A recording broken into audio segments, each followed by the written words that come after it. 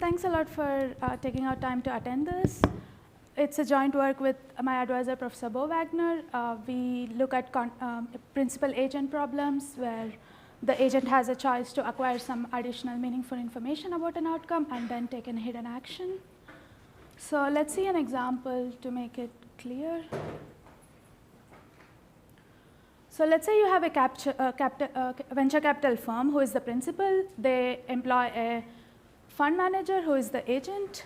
The manager is responsible to conduct some initial market research, which is the information acquisition phase. And based on the research outcome, they're responsible to invest in certain companies, which is the hidden action phase.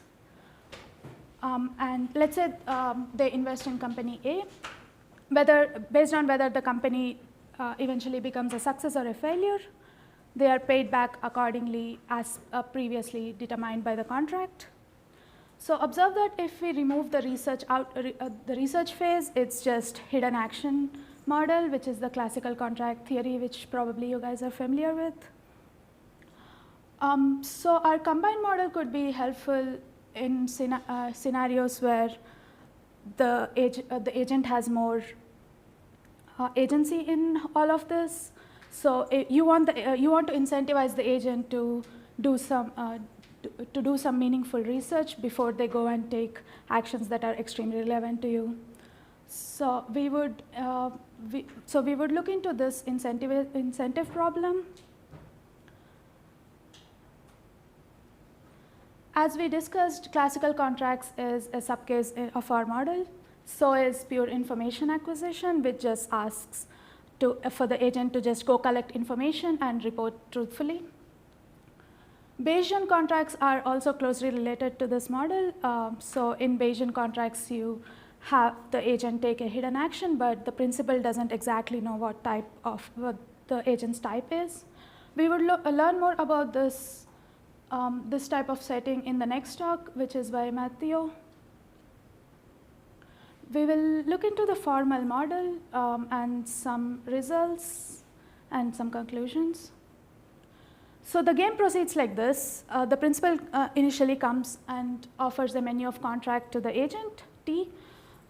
The agent then goes and does their own due diligence, which is choosing whether or not to acquire a signal, which is distributed by a common prior queue. After observing the signal realization, they sign a contract T star from among the menu that has been already offered. And then they perform the hidden action, which is A star here. Finally, nature reveals an outcome omega, which is distributed by distribution PA star S, which depends on what action the agent chose and the signal realization. So as you can see, the agent has a lot of agency in this setting. So you want to be careful how we incentivize them. We want to avoid scenarios where they only don't do the research, but just take one of the actions and so on. The principal finally pays back the agent T star of omega, which was the agreed upon contract. So it's not effortless for agent to perform all these. So they come at a cost. The signal has a cost kappa. So in our venture capital example, it could just be the time and effort that goes into researching something or conducting a survey.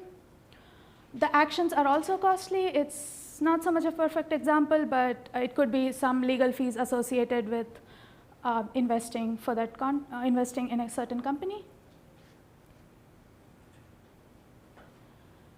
We borrow the standard limited liability assumption from classical contracts, which says that under no circumstance of the world the agent is asked to pay back the principal. It's not just practical, but also helps us rule out trivial solutions. The principal wants to incentivize a plan which specifies the actions they are interested in, given the signal realizations that have been observed. In this paper, we only consider minimum payment problem, which asks if you're given the plan, how cheaply can you incentivize that? So we consider this problem because it's more computationally tractable, and it could help in scenarios where the principal already knows what they're interested in, or it is not even an expected utility maximizer, which could be the case for nonprofits and such. So let's go back to the example and analyze a bit more.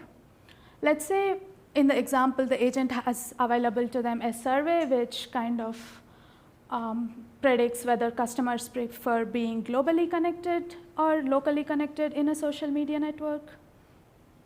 So, and those are the signal realizations, and based on that, they can choose whether to invest in Nextdoor app or an Instagram app, which is more global. So it's a two-outcome scenario, whether the investment could be just a failure or a success. So the so in x-axis we have the probability of success, and then on the y we have expected payment. So PIG would be the updated prior of when the agent observes G that people prefer global connectivity and also invests in Instagram app. Who's a customer here? In this scenario, it's, sorry, what do you mean? Who's the agent? Customers prefer. Oh, it could be, it's a market research, so the agent goes out to the market, who are the customers of the app, and takes in their preference.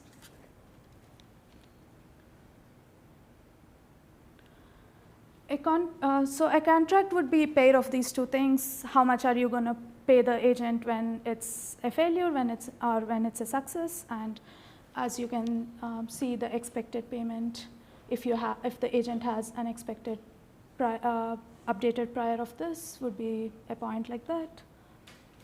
And a plan could look something like that. If let's say the survey reveals that everybody wants to be locally connected, the principal would be interested in just invest in Nextdoor because that's what the survey says. Or if it's globally connected, if people want to be globally connected, invest in Instagram. So principal could have different objectives. It need not be as straightforward as this. So they could want something else and not just revenue maximization. Like we all know, Google would be interested in ad clicks also. So it would be, so the problem we would consider is how to minimize the expected payment that we give out to the principal while we incentivize them to follow that plan versus any other plan they could go with. And also just if they don't perform the survey, they're just going to take the actions, which are these. We also do not want to incentivize just taking an action. We now move on to some results. We have a scoring rule characterization which says, in our model without loss of generality, the menu of contracts T that we talked about that the agent is offered can be represented by a scoring rule and hence by well-known characterizations represented by a convex function, G. And we are going to work with only this function from now on. This has previously been observed in some of the information acquisition literatures and rarely in contracts literature, but to our understanding, it's also hardly been exploited. So this is essentially putting scoring rules to the foreground. It says, if you want to take a hidden action, go to scoring rules. If you want some information acquisition, go to that. If you have a combination, just go to it. So I think we want to advocate scoring rules. So to mention what a scoring rule is, it specifies a payment structure for a given prediction and when an outcome is realized.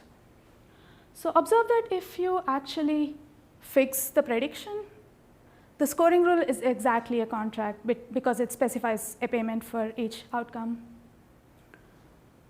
So an entire scoring rule, if you don't fix the report, is just a collection of contracts where the prediction could be anything in the probability simplex. So by making a prediction, the agent is indirectly revealing their updated prior. So in this setting, we not just can incentivize the agent to take an action, we actually also know what, we also have additional information that says, oh, they actually observed this in their survey and actually took this action. So it allows this extra piece of information, which classical contracts do not. As you can see in this example, if somebody has a posterior belief of this, they would choose the green line, which is their expected utility maximizing contract, as they've already incurred all the costs. So the curve would just be maximum of these hyperplanes, which is exactly proper scoring rule.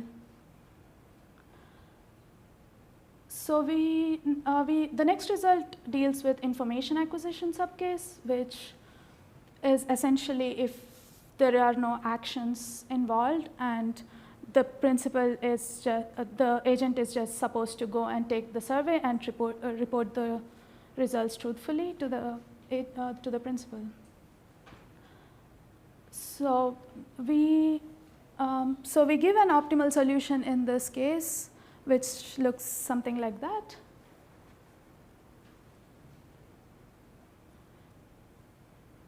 It's essentially an inverted pyramid, and we give this solution. Give this closed form solution for multi-outcome case. So we have indicator contracts for as many outcomes as you want.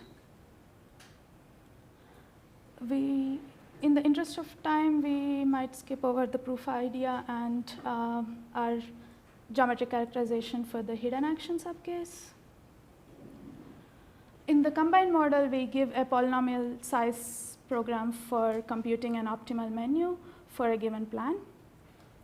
The key idea is that the menu G can be represented as piecewise linear with polynomial contracts.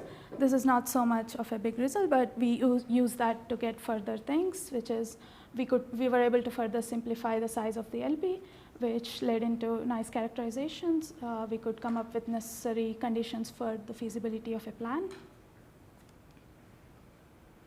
To recap, we gave a scoring rule characterization of contracts and exploited that especially in the hidden action subcase.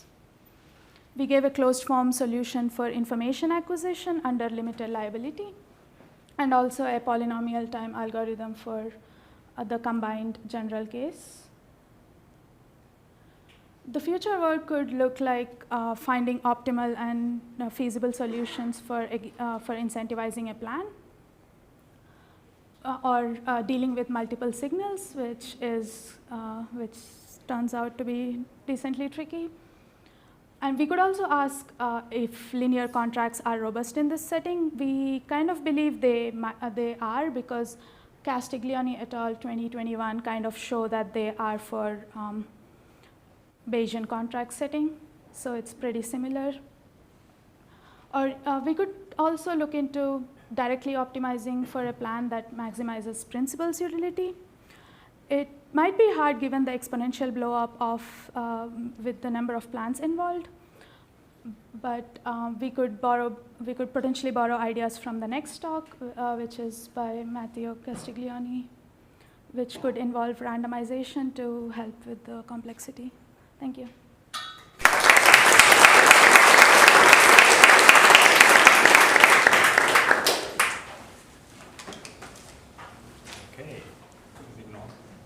Thank you very much. We have lots of time for questions. Yes. Have you considered the generalization where the menu items are actually not linear, but in contrary like velocities that are concave? Because the exact formulation should also be concave, and then part of it is multiple. Sorry? So, you have this envelope with a bunch of like linear functions. If those are all replaced by concave functions, you still have a good result. Yes, so yeah, we do show that for strict elicitation. So we don't need that for weak elicitation, so we kind of can get an optimal without that. But if we want strict elicitation, it's usually a very simple tweak of adding quadratics and just getting a more stricter convex function. More questions? Online? And then I guess someone's going to talk about this in a second, but have you thought about using cutting planes for the, so there's like these cutting plane methods, right, which instead of looking at the entire point to it all at once, you kind of just like slowly but surely, you kind of slowly but surely like cut over the solution space for like actually maximizing the principal utility as opposed to the expectation. I don't know. Do you mean supporting hyperplanes? Sorry. Or do you mean cutting planes? Oh, so yeah, so you have a big solution space, and essentially what you do is you can create these planes which cut through the solution space, and you generate them on the fly. So instead of optimizing, you optimize like a surrogate function, which you can prove always bounds your actual objective. I don't think I'm familiar with that Okay. technique, but that's something could be We can interesting. talk about it offline too. Yeah. So,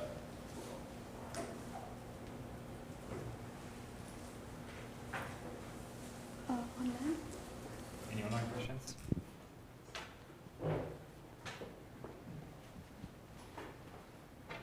Well, it doesn't seem to be the case. Then, yeah. yes, of course. Yeah, I was just wondering if you could clarify the relationship of the information acquisition result with the recent work of Liu and all. Yes. Sorry, I skipped over that because of time. Yeah, they have a similar result, right? Yes. So Li et al. 2022 and Chen and Wu 2021 have very similar results, but their objectives and constraints are slightly different from ours. So they have boundedness on both both upper bound and lower bound, but we only have a lower bound.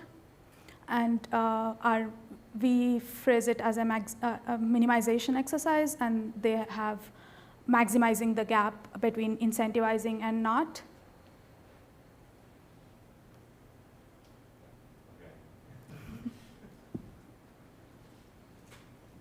Okay, then let's thank Maneesha again. Thank you.